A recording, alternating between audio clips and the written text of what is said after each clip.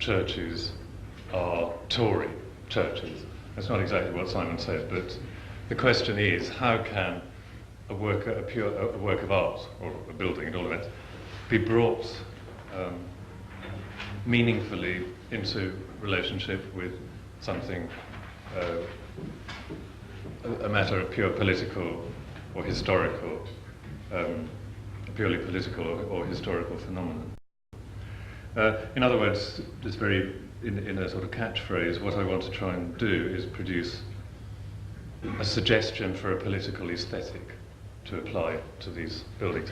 I mean, that's an immensely ambitious sort of thing to do, and it's been tried lots of times before, and I'm not sure this will necessarily work, but at all events, my proposal is to do essentially two things.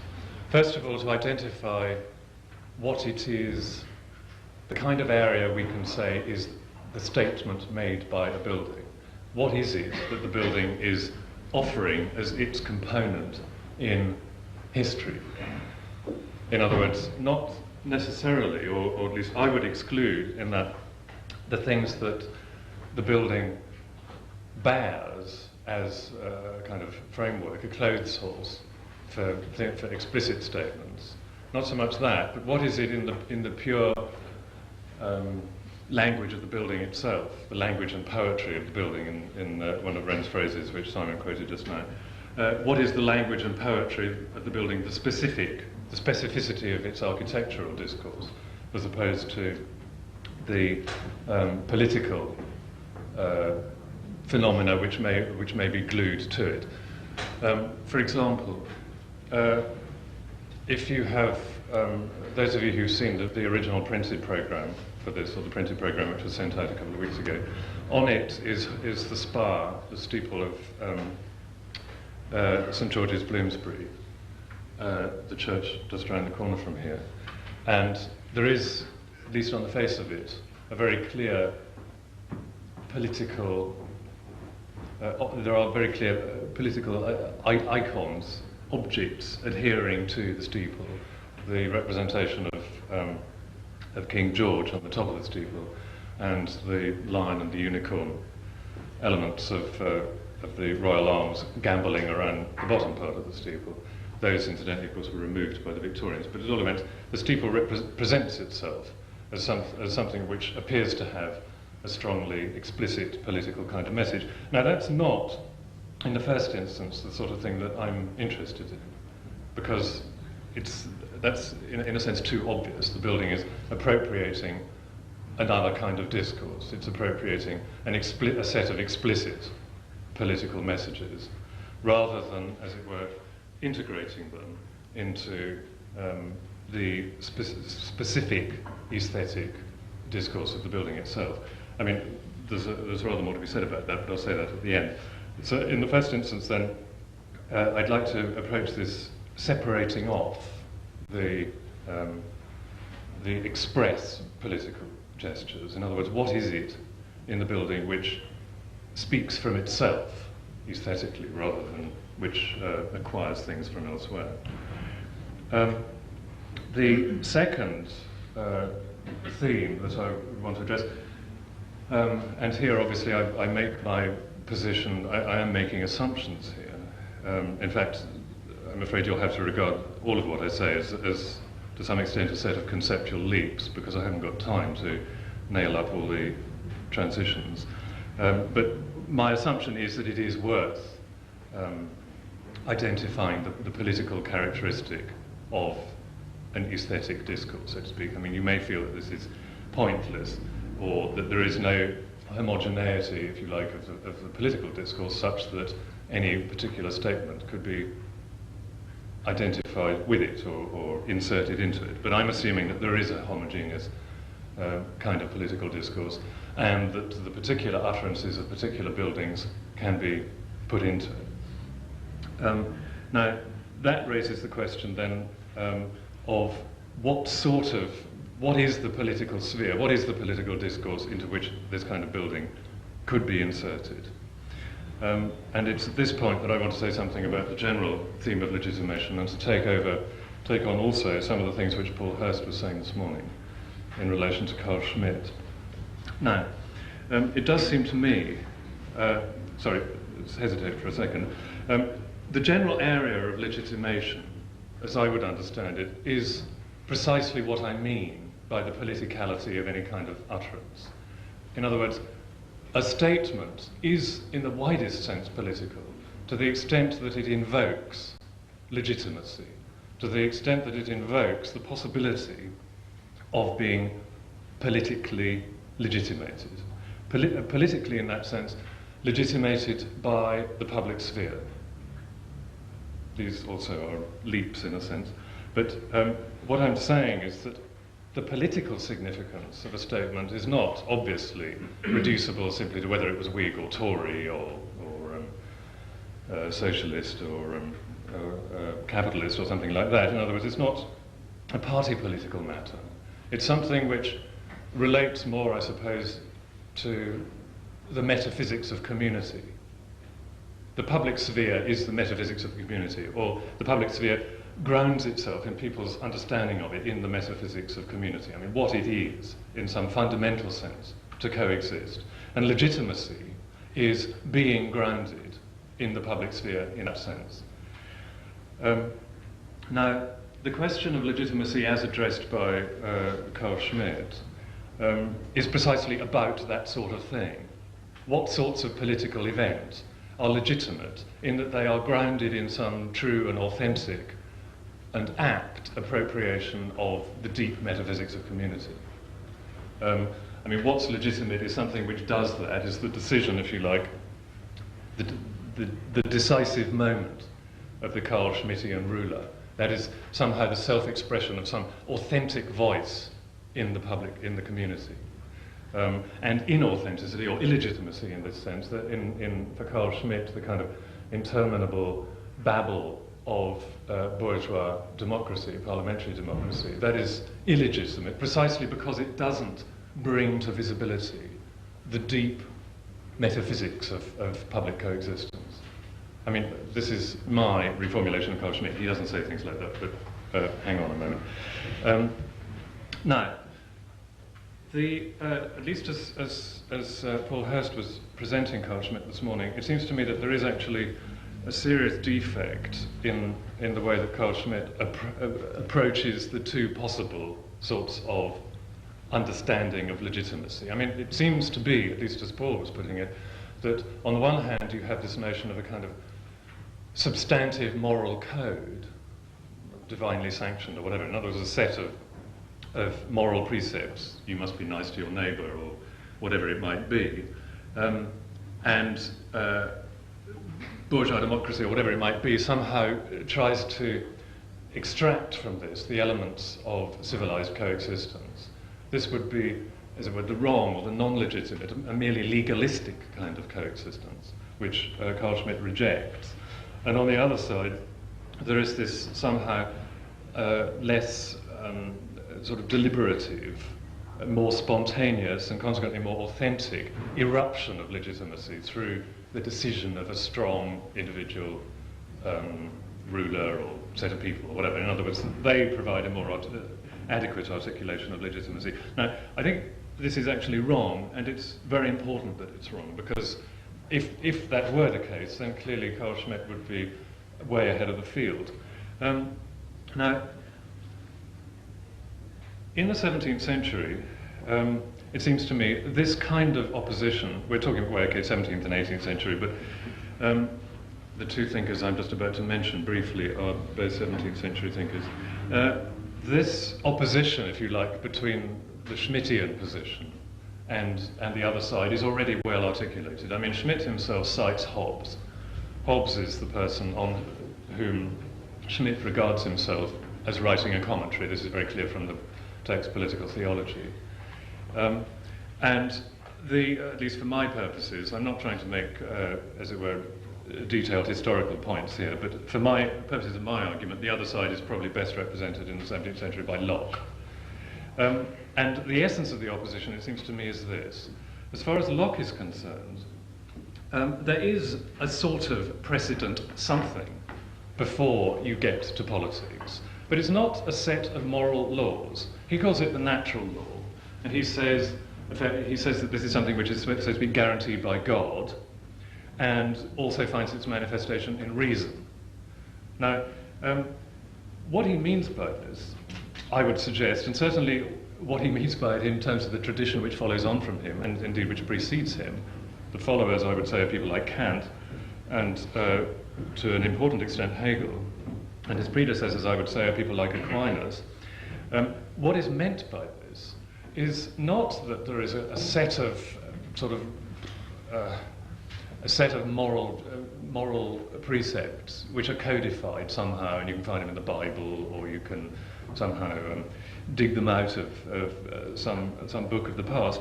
That's not what he means at all. On the contrary, what he means is that there is a realm of political interaction, a set of formal conditions, if you like, for political interaction, which pre-exist any particular engagement in it. That doesn't mean to say that there are substantive rules of political behaviour, and certainly these are not moral rules of political behaviour, but there are a set of formal conditions for coexistence, for the public realm. Again, here I'm afraid I'm taking great leaps, but just to try to illuminate this in two ways. One is Locke's principle, Locke's own principle, which is very much taken up by Kant, that the essence of freedom is the capacity or the willingness to act within laws. Now that's completely general. It doesn't say any particular laws, and it certainly doesn't say the essence of freedom is being nice to people, or observing the Ten Commandments, or following the precepts of Jesus, or something like that. It is simply the willingness to submit to law. And law here understood as, in some sense of a sort of absolute precedent condition, the capacity to act in a political way. Not in terms of any substantive content, but in a general sense. That is, for him, freedom. Freedom is the capacity to embrace the law. That would be a Kantian formulation of the thing. Now, and on the specific point that Paul was making a certain amount of, this is the question of struggle. Paul was rather suggesting that one of the defects of at least from a Schmittian point of view, one of the defects of the Kantian political position is that it doesn't really take into account struggle. That, as you know, Kant's political position is purely individualistic. It's just a matter of what you, as an individual, happen to think is best, and what happens if you come up against somebody else who has a completely different view of things. Well, this may or may not be an argument against Kant, but one person it certainly isn't an argument against, of course, is Hegel. And I mean, Hegel, it seems to me, to be precisely the sort of person that Schmitt fails to take account of adequately.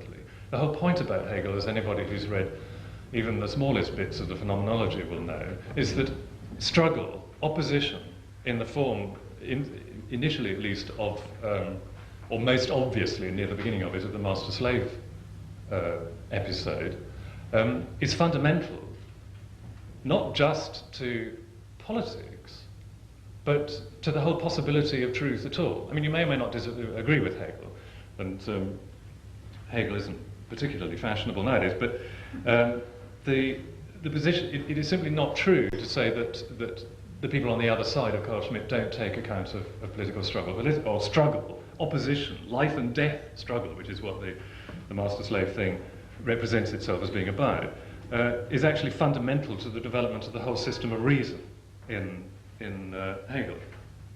And what that means, it's the same as what I was trying to explain earlier. Struggle is part of the precedent conditions altogether for human life. And it is already included in concepts like natural law, basically. That is my suggestion. I'm not going to say that any further now because it's not really an argument that I'm trying to establish. But that would be sort of an answer to Schmitt. Now, I'm more interested really here in the public realm vision represented by the other side. I mean, as a matter of contrast, I think probably people like Wren, and I'll give you a couple of images of this later. As a matter of contrast, I think people like Wren probably would adhere to the notion, to the Lockean notions of the sort of precedent conditions. But The person that I'm mainly interested in on this occasion is Hawksmoor, and he very much falls into the other camp as far as I'm concerned. Now, what is the other camp from my point of view, or from the Hobbesian or Schmittian point of view? It seems to me that there are two essential elements to this which Paul did bring out. I want to emphasise them a bit. The first is the notion of the exception.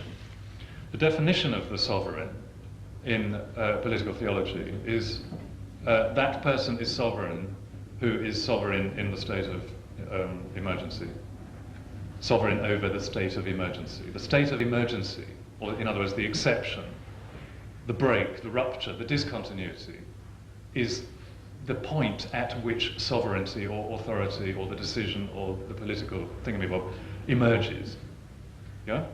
Up until that point, you just have a state of nature, a Hobbesian state of nature, and in the state of nature, people may or may not be nice to one another. More probably, they won't be nice to one another. In other words, there is no political order until you get, in Schmittian terms, or in terms of Hobbes, to the place where the sovereign emerges. And the place where the moment of emergence of the sovereign is the state of emergency.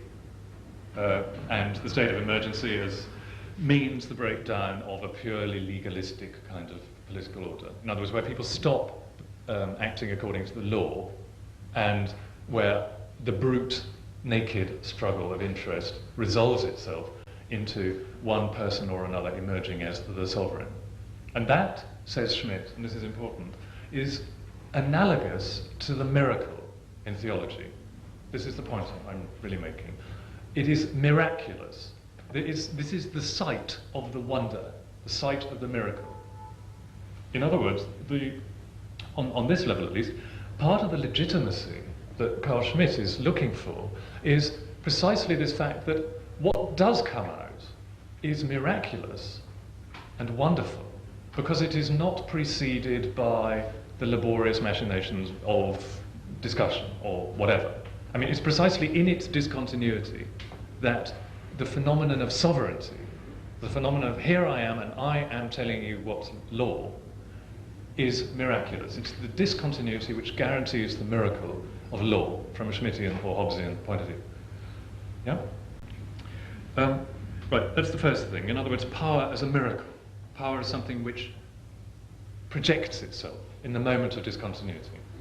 The second point, which Paul also mentioned, which I think needs emphasis here, is what Schmitt calls personalism.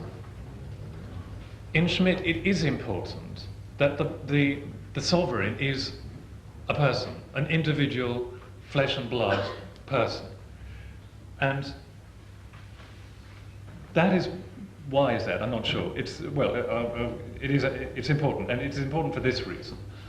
Only a natural individual person has, as it were, the kind of deconceptualized concreteness that can satisfy Schmitt's notion of discontinuity. In other words, you can't have a sovereign committee or a triumvirate or a parliament or any of these things, except in a slightly extended sense. I mean, they may somehow derive their authority, but they cannot, at a fundamental level, have that authority, because the only phenomenon which bursts from the moment, from the state of emergency, is the single flesh and blood ruler. This isn't just a matter of, Schmitt thinking positively about people like Hitler. I mean, Hitler, I suppose, to some extent, basks in the legitimation given by this notion. It is the simple individuality, the flesh and bloodness. I'm not going to tell you why I'm doing this, I'm just bloody well doing it. That phenomenon of authority that for Schmitt is very important. I mean, this too is a part of the political tradition. I mean, in Tridentine Catholicism, it's identified by the notion of the scrinium pectoris, which is a way of explaining how the Pope, as an individual, comes to have authority. The scrinium pectoris literally means the cabinet of the chest, and in other words means that the cabinet, the capacity for decision, is completely absorbed into the flesh and blood of of the Pope. The Pope, as an individual, flesh and blood person, is the person who takes the decision, who carries the can, who ultimately exercises sovereignty, and for that reason, incidentally, is infallible.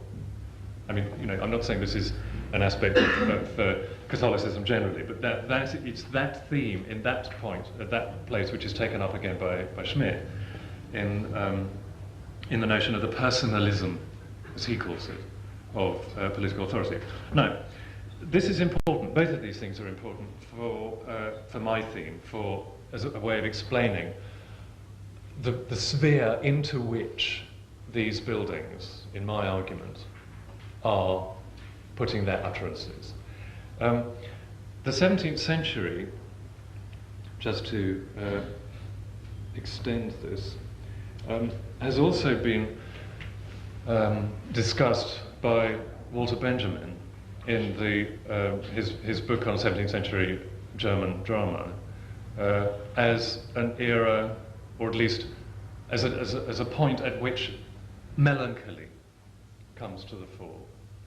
The point about melancholy, as Benjamin explains it, as an aspect of the 17th century attitude towards the public sphere, it operates on various levels. I mean, obviously, in an immediate level, the point about melancholy is quite simply that it is grief at the tragic shortness of human life and its brutality, nasty, brutish, and short, etc., in Hobbesian terms. And it expresses itself, in Benjamin's terms, in the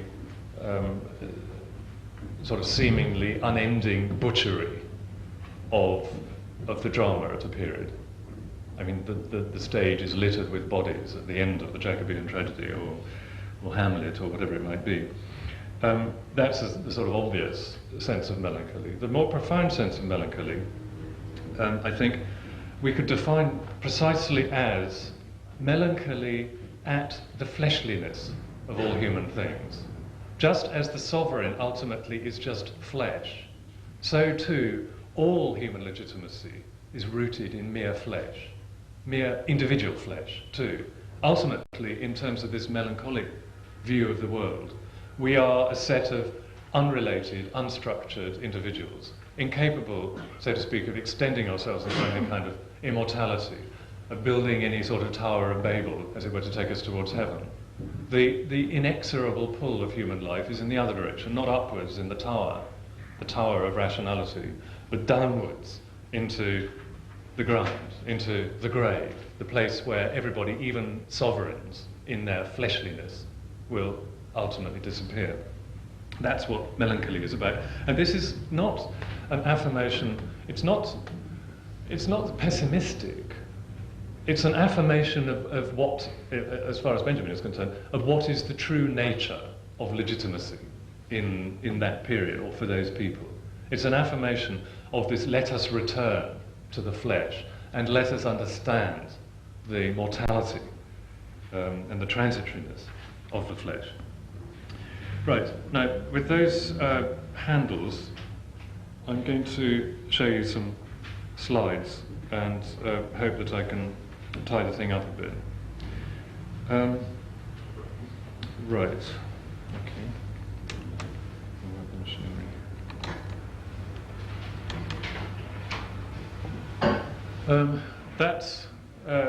That is the, in case you don't know, that is the steeple of St George's, Bloomsbury. That's one of the Georges on top. The new, as Simon was saying, the new, as it were, sort of Whiggish dynasty. And around the bottom, but now removed, are where the lion and the unicorn once were. They are represented frolicking around, not only on the front of the programme, but also in Hogarth's Gin Lane. I mean, Hogarth, among other contemporaries, was bemused and amused by these figures prancing around the bottom of this edifice. I give you that first as a sort of question. I mean, what exactly is the meaning of this distinctly strange edifice? and something which, even without its lion and its unicorn, intuitively looks a little bit odd. I mean, okay, you can say it is a citation of the mausoleum of Halicarnassus, etc., but it seems a strange sort of agglomeration of not particularly beautiful or harmonious bits and pieces, and it seems aggressive in its citation of apparently rather arbitrary citation of historical themes. I mean, on top of the mausoleum bit, there's another sort of sacrificial altar thing that the robed Grecian figure in his turn is standing on. Anyway, I'll say some more about that in a moment. This too is another example of what I was saying about, as it were, explicit political symbols. This is the interior of Christchurch Spitalfields. The interior, you've seen it, you'll know the interior of the church is still being renovated, so it's pretty chaotic, but you can see up on top of this, the chancel beam, is the Royal Coat of Arms, a very large and dominating kind of image. I mean, that, again, clearly is a sort of explicit, it's a sort of notice, you know, like a kind of, you could almost pin it up as a piece of paper, saying, well, whatever it might be saying. In this context, probably, if you want to be a public official of this epoch, under the Whig governments, you have to. Actually, I'm not quite sure about the theology of this, but at all events, you have to be a practicing member of the Anglican Communion, and the Anglican Communion acts both as sort of theological, ideological processing operation, and also as a straightforwardly political one. But what I'm suggesting to you is that those arms, in a certain sense, are just placed upon the building without the building necessarily exhausting itself in that particular utterance. Okay. Now, what I want to say more generally about these churches, the churches, as Simon indicated, the 50 new churches, were projected by a Tory regime, although actually only built under a Whig regime, largely. And they are the sort of second wave in that great period of church building in the latter half of the 17th century and the beginning of the 18th century. The first wave is the rebuilding of London after the fire, and that is mainly associated with Wren. And those churches are to a large extent in the city. And I would argue, again, I mean, these are sort of perhaps rather sweeping generalizations, but I'll give you a couple of more specific images in just a second.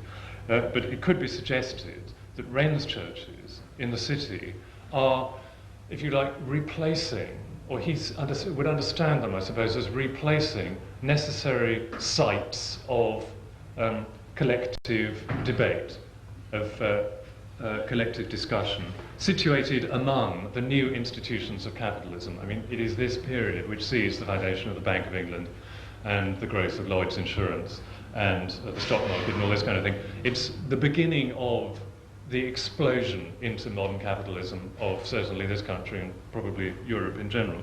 And if you like, Wren's churches, the early ones before the end of the century, are servicing that need, and they are distributed in the city for that purpose. By contrast, Hawksmoor's churches are around the outskirts to a greater extent.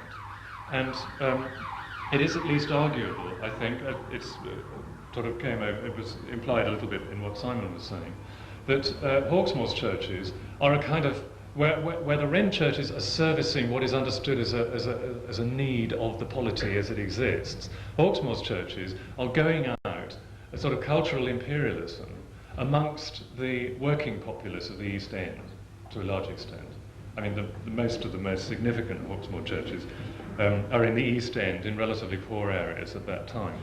And they have a very different kind of attitude to correspond with that. I mean, they are a kind of aggressive, they represent a sort of aggressive, as I say, imperialistic ideology, by contrast with the more subdued, sort of pragmatic ideology of Wren's churches. Now, the theme of Wren's churches, it seems to me, is Lockean, in the sense that Wren's churches are an attempt to submit, or they provide an arena where moral or political or theological principles can be submitted to critical examination.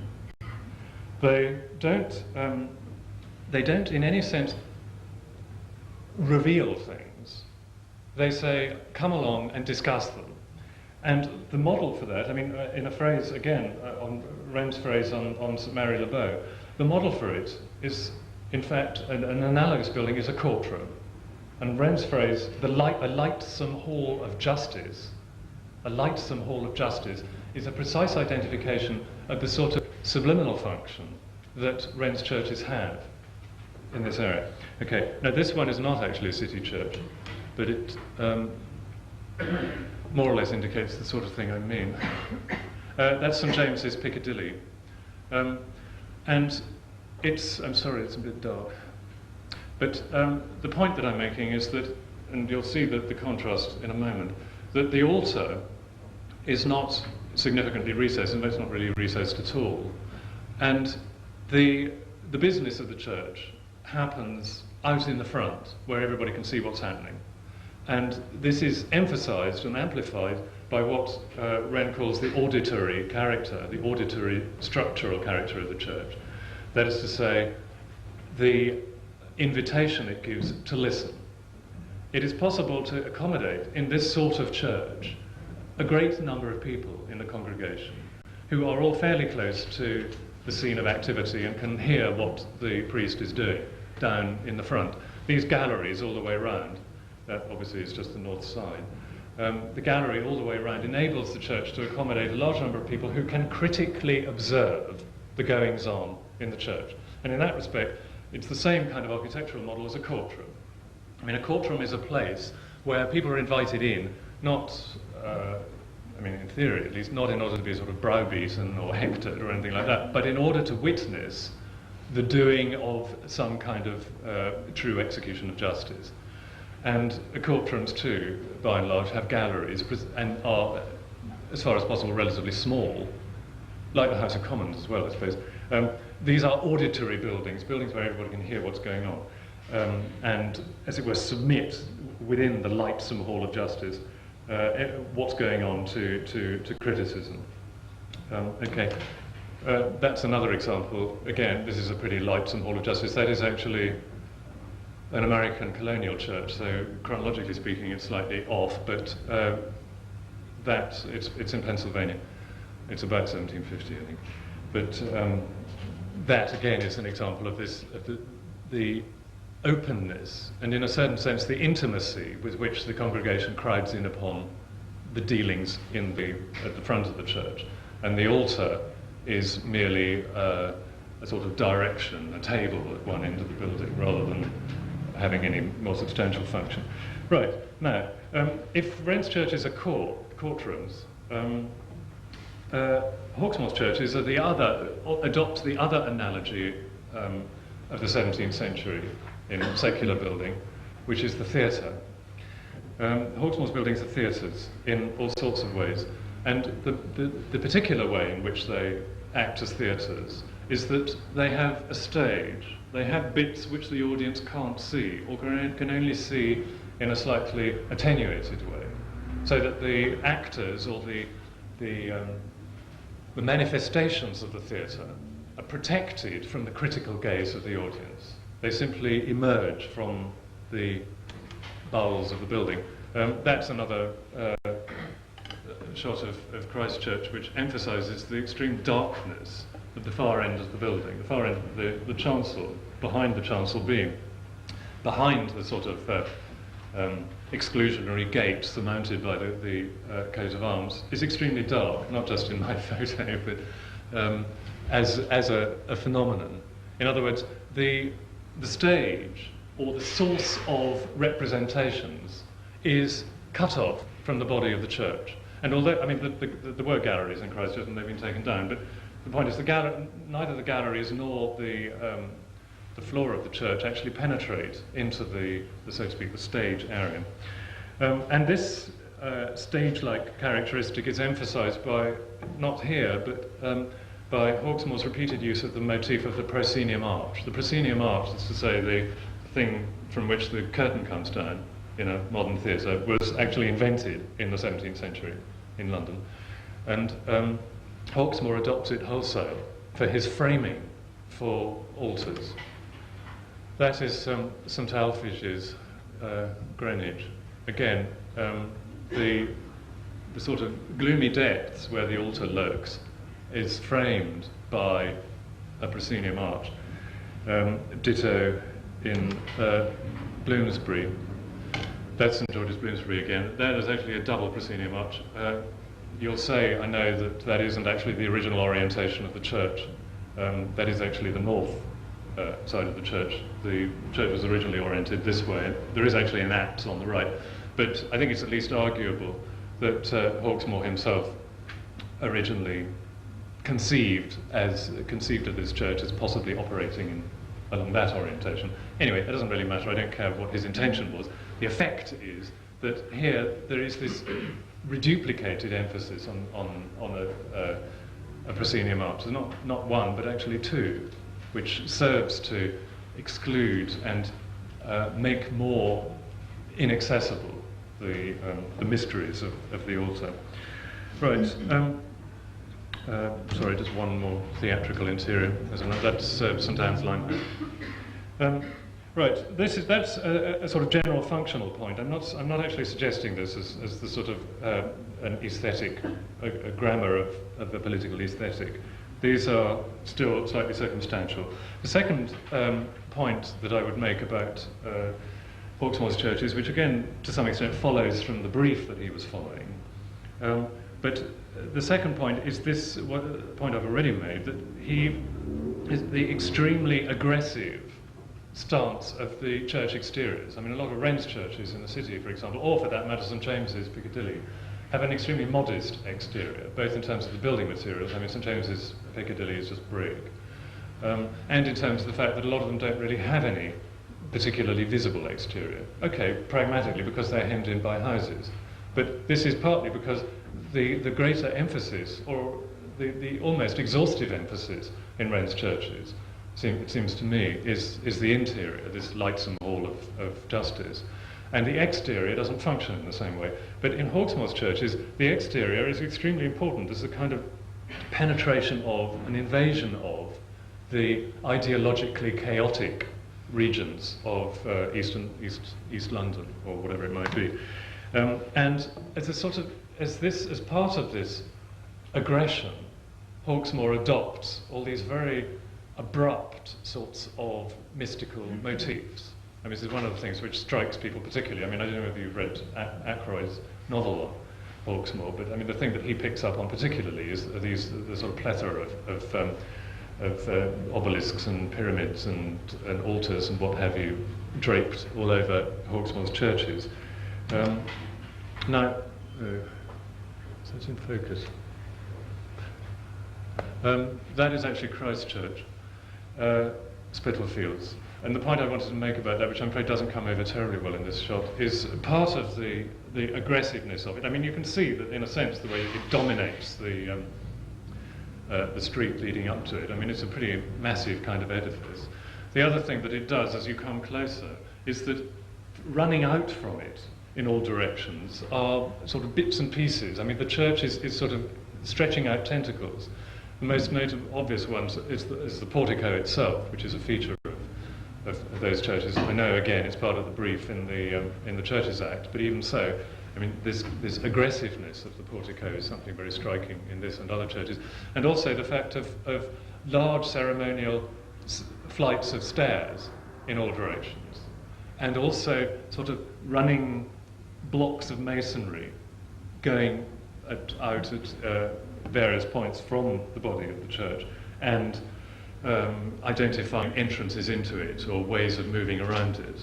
In other words, the church, as in that bit that the passage that Simon was quoting, tries to dominate the environment in a way that Wren's churches don't really do, or only to a much lesser extent, and tries to dominate it in all sorts of entirely secular, and in some senses also purely, one might even suggest, sort of superstitious ways. That then is the aggressive portico of Christ Church. Here is a sort of obelisk-y steeple. That's St. Luke's Old Street.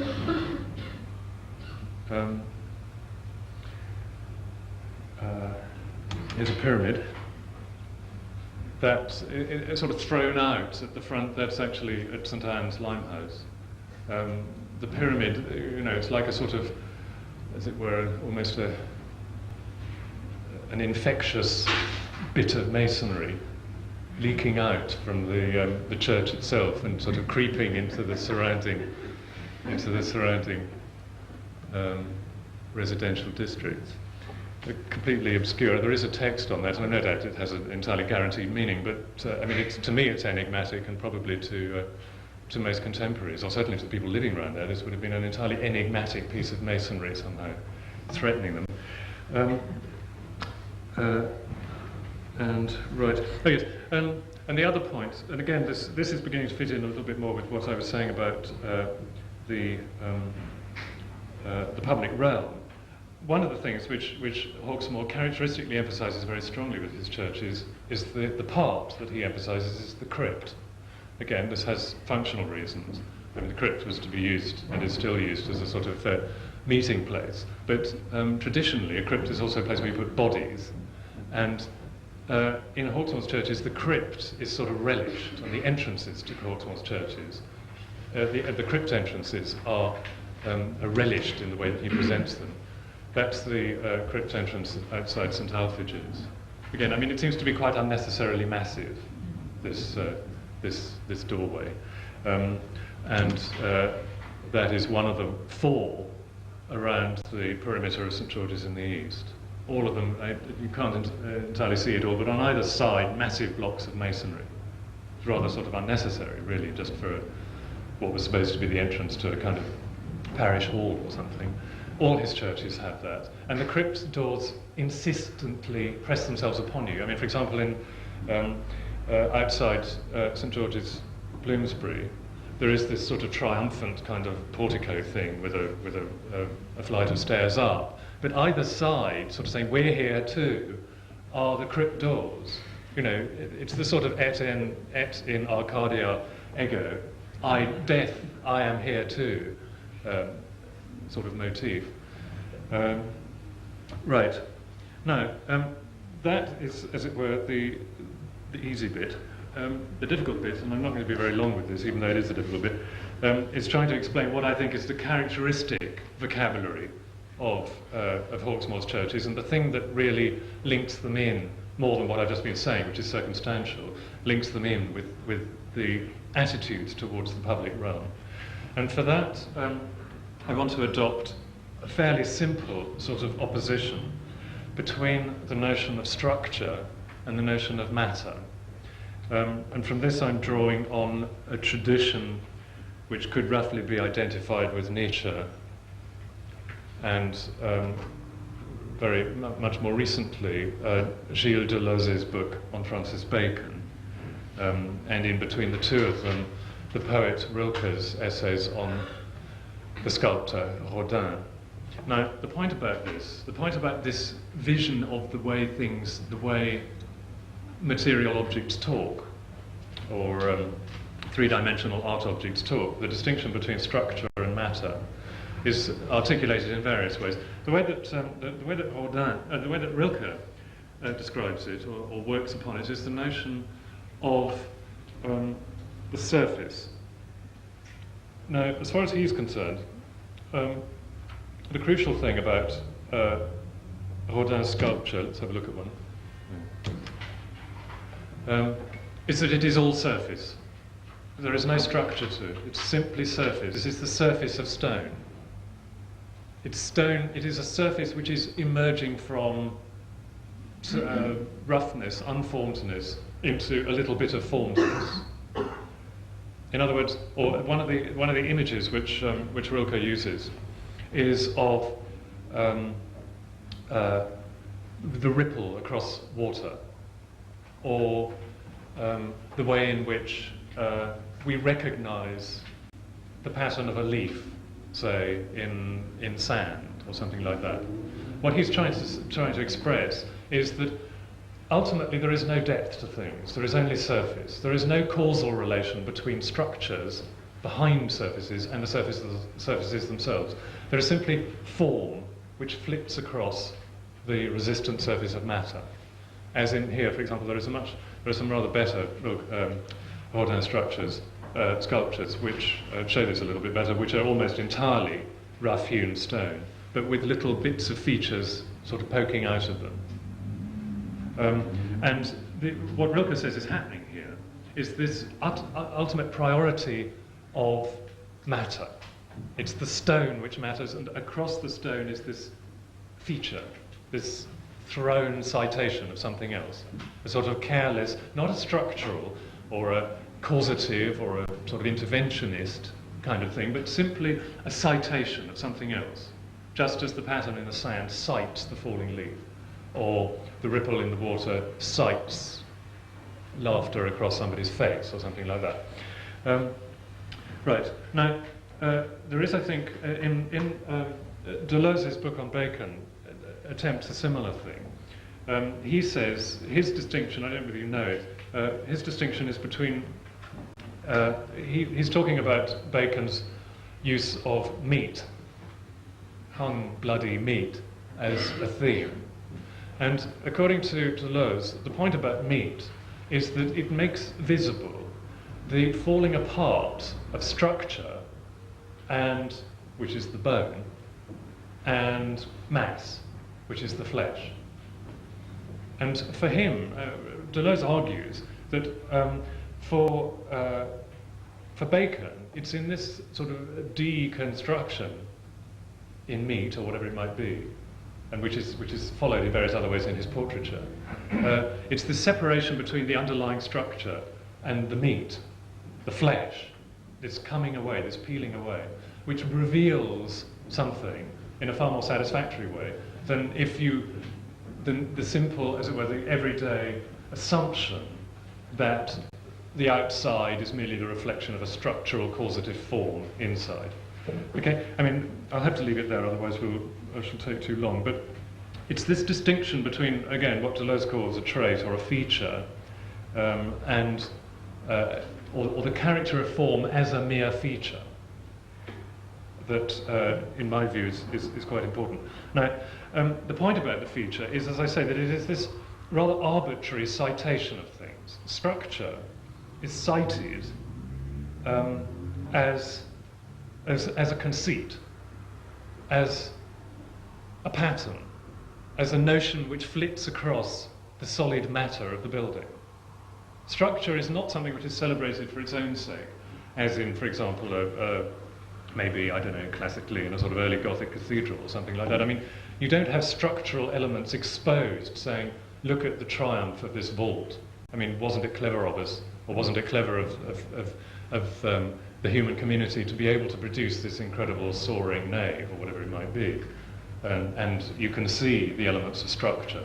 Or even, I suppose, in the sort of purer use of the classical orders. I mean, the point about the classical orders, in a sense, is to say, look, here we are, we're supporting something. Hawksmoor abandons all that, or at least he subverts it. He tries to, what he does with structural elements is to treat them as conceits, as features, as things flitting across the surface, rather than as actual structural features. I mean, one of the obvious aspects of that is his use of the keystone surmounting the top of a window opening. That's the north exterior of St George's, Bloomsbury, around the corner, and you can see all the way along the bottom those absurd keystones along those windows. I mean, they're not significant windows anyway, they're sort of crypt windows, I think. And above them are these massive keystones. I mean, it's partly because the building is so dirty that they stand out like that, but even so, I mean, they have a quite disproportionate, a non-functional, disproportionate, parodistic kind of role on that elevation. And, you know, whatever, as it were, the true structure of that piece of masonry is, it's it's not represented as such. There's no celebration of it. There's merely this kind of offering of elements which would elsewhere have been structural as a conceit, as a feature. Yeah? In other words, in Deleuze's metaphor, the flesh has been torn from the bones and is adopting its own sort of non-structural, whimsical, creative sorts of shape. I hope you roughly follow what I'm saying. I can't go into this in detail. Here's another, and it's not only keystones, but I mean Hawksmoor's keystones are fun. Here's another one, which is, again, I mean, this one is sort of completely lost its structural function because it's not actually supporting any masonry above it at all, because there's that is actually a ledge. It's bursting up above its ledge. So, I mean, whereas the keystone, I suppose, technically, structurally, you know more about this than I do, is stopping the wall above collapsing into the window opening. There's nothing even to stop here. It's just it's just plonking itself down. Here I am, a keystone. I am the conceit of a keystone, not actually really a keystone at all. I'm just a conceit flitting across, if you like, the surface of this masonry. Similarly, I mean, this is a more conventional sort of Baroque motif, I suppose, but again, there, in that niche, the concave entablature above those two columns, again, I mean, it's sort of structurally completely meaningless. It's just, you know, a whimsical notion. Maybe. Yeah, and a similar thing, again, I mean, to some extent you could say, well, this is adopting conventional stylistic mannerisms, but Hawksmoor's massive ceilings, what is that? I think that's St Anne's. Correct me if I'm wrong. There's a ceiling very similar to that in St Alfred's in Greenwich as well. These massive kind of rings around the top, which are a sort of parody of a structural member. I mean, they can clearly not perform any sort of structural function.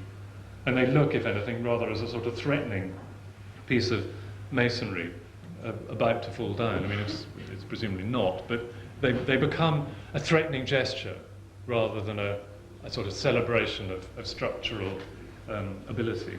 Okay, so that, if you like, is the conversion of structure into feature in Hawksmoor's terms. That's the one element. The other element is that from behind that comes the flesh, the substance of the flesh, this feature which, as I say, in political terms as well, is central to the kind of melancholia of the 17th century worldview, and I would suggest in Hawksmoor's terms as well. That is to say, the concentration not on structure, which is abstraction, which is a communality, which is the possibility of transcendent rules, and that is the sort of thing celebrated by a building which manifests and enjoys its structure. But against that, it is the celebration of aggressive, plastic substance. Okay, the one, as a way of contrasting the exteriors, sorry, I've nearly finished, as a way of contrasting the exteriors of Hawksmoor's churches, which are perhaps the most sombre and extraordinary parts of the buildings. This is the exterior of St Paul's, again, not terribly focused, which is a sort of typical kind of bouncy Wren exterior with lots of decoration and sort of lightness. I mean, the exterior plays with all sorts of bits of movement, and the effect of all the decorated panels and the flowers and the way that the orders are arranged and all the rest of it is, if you like, to play down the substantiality of the matter. It's saying this building is not just reducible to stone. It is harmonious movement. I mean, it may not necessarily all be structural. I mean, as we know, the actual structural members of St Paul's are sort of hidden behind that.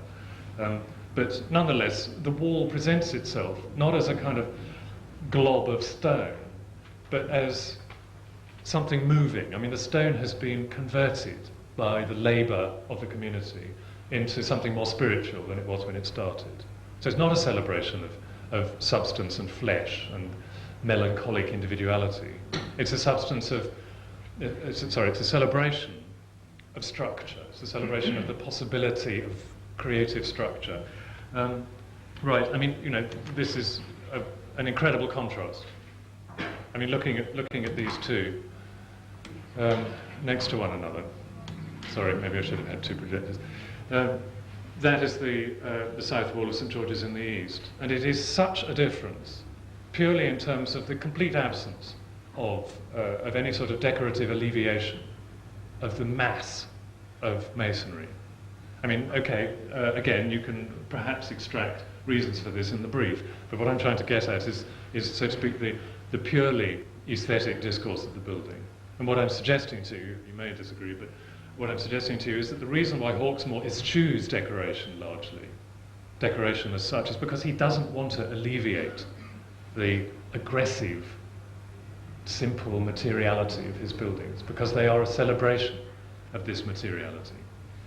More keystones and things as well. There are two there's a whole selection of funny keystones, the one along the bottom and the one halfway up. Anyway, let's go past that. Similarly,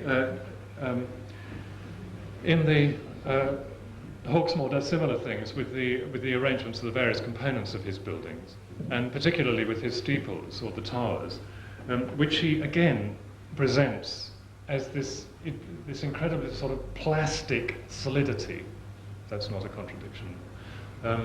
The sense in which the steeple or the tower is thrust forward as a piece of intransigent stone, proud of itself as a stone, not as a structure, but as a piece of stone, holding in itself both its own exterior surface and sort of embracing rather random spaces. This is the side of St. George's in the East tower, which has this kind of strange recessy thing here, which is actually much more accentuated in the tower of Christchurch Spitalfields. I'm sorry I couldn't find my slide of that for some reason, but in Christchurch Spitalfields too, there's a great sort of bite taken out of the stone. I mean, it looks as though there's been some sort of titanic clash of matter there. It's not a structural thing at all. It's sort of presenting these plain surfaces of stone, to some extent scooped out, not as a sort of light tripping symphony of some kind, but as a sort of obdurate materiality. Hawksmoor does similar things with the sort of junctions between the various bits of the buildings. I mean, here, for example, this is St. Alfred's Greenwich. On the right would be the tower, on the left is the body of the nave, and the two sort of come together and glower at one another, and there's this quite strange sort of bit here, I mean, which, just a kind of gap of a couple of inches, where the two massive cliffs of masonry face each other, so to speak, in a way which asserts their brutishness, but doesn't in any way, as I say, celebrate sort of structure or whatever it might be. Right. Finally, then, to revert to the mausoleum round the corner, it seems to me, in fact, that although this is, in a certain sense, and certainly chronologically, is an affirmation of the triumph of Whiggish constitutionalism and the new Hanoverian dynasty and all the rest of it, it seems to me that in many respects it's actually a parody of that. That the gambolling lion and the unicorn around this thing are, in a sense, affirming the futility and the silliness of all these royal crests. I mean, you cannot actually, by means of some overall fiat, homogenize structurally a community. The essence of the community is the simple life and death of its ruler. And a ruler who, as this one does, sort of is represented as some kind of Grecian abstraction, is not the kind of ruler that a Tory church really is looking to. The kind of ruler that kind of church is looking to, I would suggest, is the sort of melancholic, fleshly, mortal being who is envisaged by the 17th century political theorists, and who in a certain sense, I suppose, retires from the stage at the end of Hawksmoor's churches into the crypt as the kind of final concluding act of the sort of revelation of power that would happen in this kind of church. Right, thank you.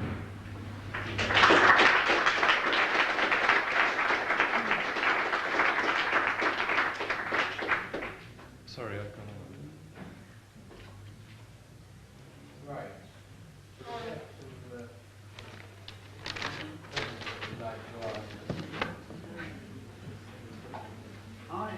I wrote an article recently about Lloyd's building in London, called The Invisible Hand, which I tried to draw some comparisons between its what I took to be its representation of the market as a homeostasis, using the means of servicing and ducting as a demonstration, a Baroque demonstration of homeostasis. And I came to the conclusion that there were some historical sort of parallels or analogies, similarities with Hawksmoor. I wondered if you might just follow that. What, talking about the... Brian, I'm afraid I haven't read your article. So I just wondered if it rings any kind of bells with you in any way at all. The Lloyd's building and Hawksmoor. Well,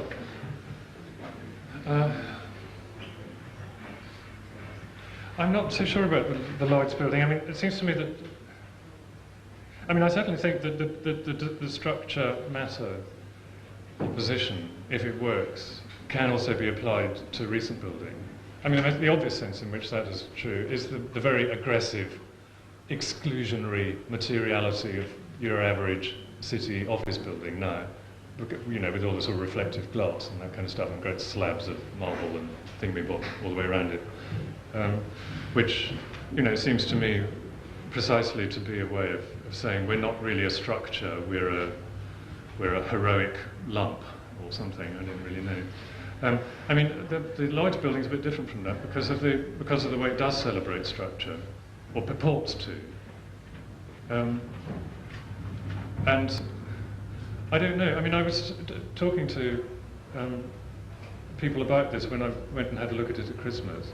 I mean, I don't know because I'm not an architect, but it's interesting. I mean, this conceit of using structure or purportedly structural elements and sort of thrusting them forward where they're not in fact structural elements seems to me to be a characteristic of some of this. I mean, I don't think that applies, does it, to the Lloyd's building, because most of those structural elements are precisely what they look like. But somebody was telling me, maybe somebody else knows something about this, there was the Hong Kong Shanghai Bank, in fact, exhibits a whole lot of stuff which isn't actually nearly as structural as it pretends to be. Is that true?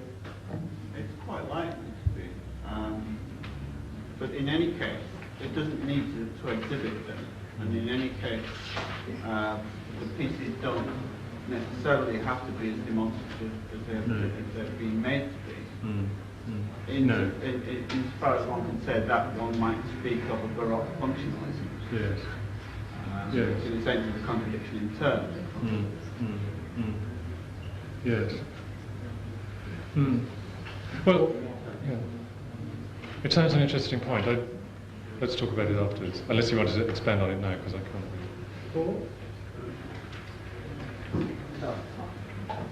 Sorry, I don't want to turn this into a shoot. I think I should just perhaps come back on this business of the other side. As it were? The other side. Oh, the other side, yeah. The great difficulty with what you said about Locke is that Locke's whole argument depends on basically the argument has a keystone, the name is God. And Locke does have, in a sense, a substantive natural law. And natural law has two key prescriptions that men attack to preserve mankind and themselves. Now, the point is that that's a kind of foundation to liberalism, that liberalism has to dispense with. I mean, Schmitt is very clear in that sense that classical liberalism has to abandon that natural organization. So Locke, in a sense, isn't, unless you're willing to invoke the idea of men as God's property, given duties, right, when they're charged with that property. It's very difficult to retain that idea, right, as a conceptual proposition. Now, with Hegel, right, I mean, I think you could not argue the point about the struggle in Kant. I mean, certainly not in the Renaissance of justice, so forget it. Hegel has three things going on which make the issue of struggle less interesting than it might seem. One is that he still has to envisage a kind of self-positing God, right, as the start. Secondly, that all struggle is part of a process that leads to its succession, when the parts of the struggle are reconciled, insulated. And I suppose the third point would be in the sense that a concept like spirit, for example, which is central to that, in a way annexes struggle as merely fragmented moments of spirit. So if you like, the fundamental antagonism of struggle is ultimately spirited away in Hegel. I should also mention, of course, that in January 1933, Schmitt said very clearly, this is the time when Hegel has now died in Germany. So, I mean, I see the other side, but I don't think it addresses the old beast's basic arguments. Yes.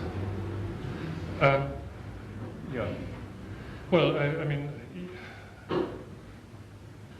do we want to talk about this? Yes, I accept that.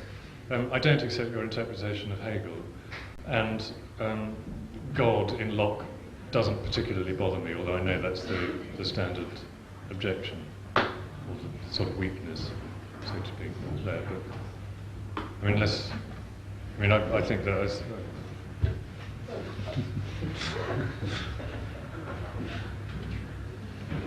Okay, so thank you very much. We've had to have just a slight alteration of plan due to